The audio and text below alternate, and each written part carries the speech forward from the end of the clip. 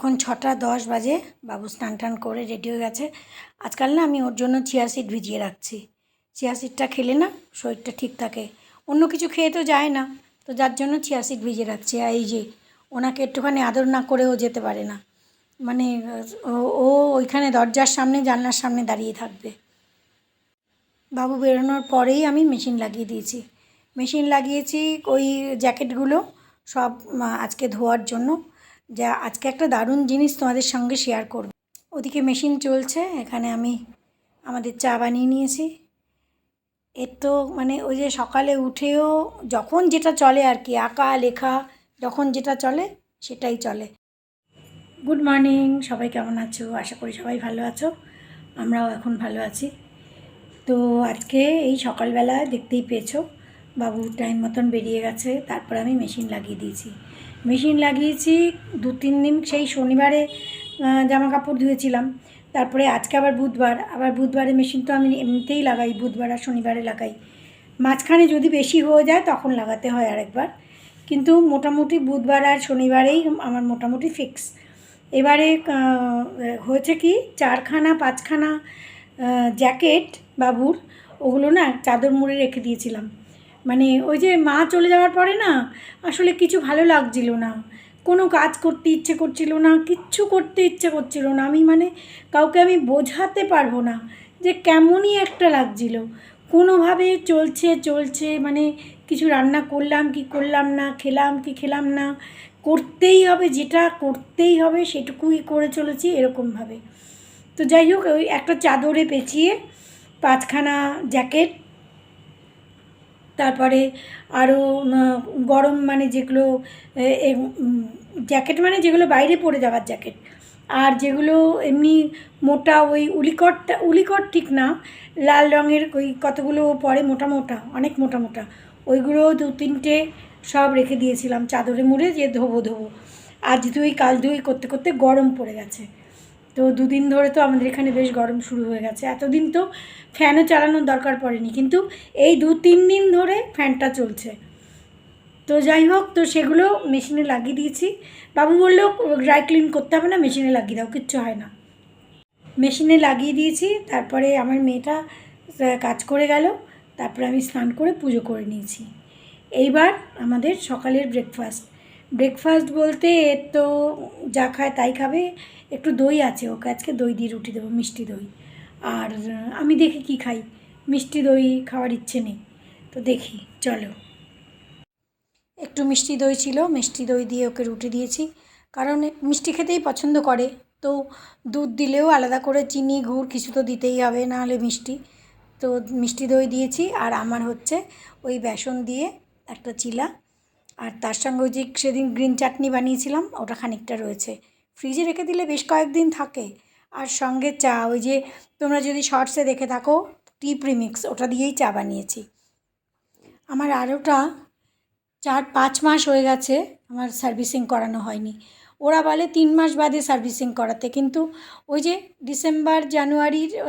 জানুয়ারি ফেব্রুয়ারিতে করানোর ছিল, কিন্তু ফেব্রুয়ারিতে করানো হয়নি, মার্চেও করানো হয়নি। তো ভাবলাম যে একটুখানি একটুখানি সার্ভিসিং করিয়ে নিই। আর আরোটার না একটা আমার কভার ছিল না আমার, যার জন্য একটা আরও যে প্লাস্টিকটা ওটাই ঢাকা দিয়ে রেখেছিলাম। রান্নাঘরের তেল কালি তো আছেই, যার জন্য একটা ওকে বলেছিলাম যে একটা কভারও নিয়ে এসো। তো ওই কভার নিয়ে এসছে। দেখো কভারটা কি সুন্দর, মানে চারদিক দিয়ে চেন লাগানো। ওদিকে এত রোদ উঠেছে, আমার 2 লট জামা কাপড় তো নিয়ে এসেছি, ভেতরে শুকিয়ে ঝনঝনে হয়ে গেছে একদম। আর এই এখন চাদর আর একটা জ্যাকেট আর এই আমার ম্যাক্সি, এগুলো এখন বাইরে মেলে দিয়ে এসেছি। আজকে না ঝন্টুকে দই ভাত খাওয়াচ্ছে কেন, কালকে ওই যে কীরম দেখেছো কীরম কাণ্ড করছে, কিছুতেই খাবে না। কয়েকদিন ধরে রুটি দিয়ে ডিম দিয়ে খেতেও বায়না করছে, ডিম খেতে চাইছে না একদম।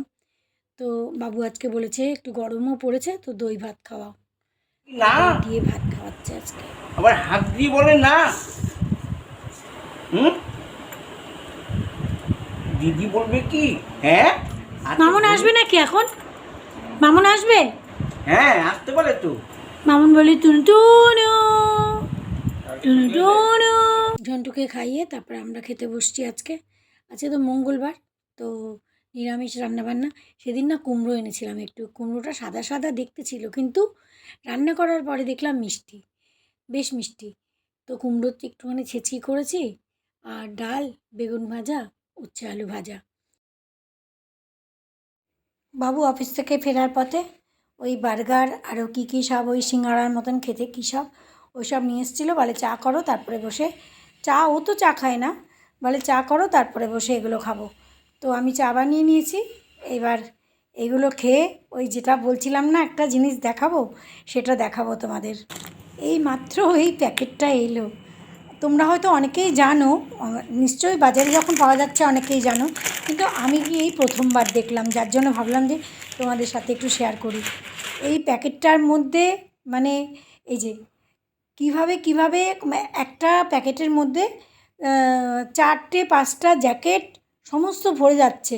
এই প্যাকেটের মধ্যে ভরে তারপরে এই যে এই পাম্পটা দিয়ে পাম্প করতে হবে, ভেতর থেকে সমস্ত হাওয়া বেরিয়ে যাচ্ছে।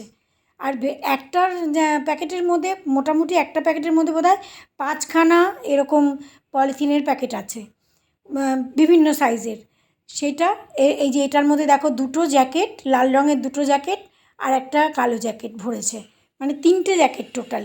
এটা একটা লক করার জন্য একটা এই যে ব্লু কালারের একটা জিনিস দিয়েছে লক, আর এই যে এটা দিয়ে কন্টিনিউ এটাকে পাম্প করতে হবে, আর সমস্ত হাওয়া বেরিয়ে অত বড় একখানা মোটা প্যাকেট, সেটা একদম হাওয়াগুলো বেরিয়ে একদম পাতলা হয়ে যাচ্ছে। এই একটা প্যাকেটের মধ্যে 4খানা, 3টে বোধহয় লাল রঙের, একটা কালো রঙের জ্যাকেট ভরেছে। তো যাই হোক, অনেকটা মানে জায়গার সাশ্রয়। এত মোটা মোটা কম্বল, এগুলো সব একটা প্যাকেটের মধ্যে 3টে করে কম্বল ঢুকে যাচ্ছে। মানে অত মোটা কম্বল রাখার জন্য যে কতটা জায়গার দরকার। এবার আবার যেদিন রাখবো সেদিন আবার তোমাদের দেখাবো।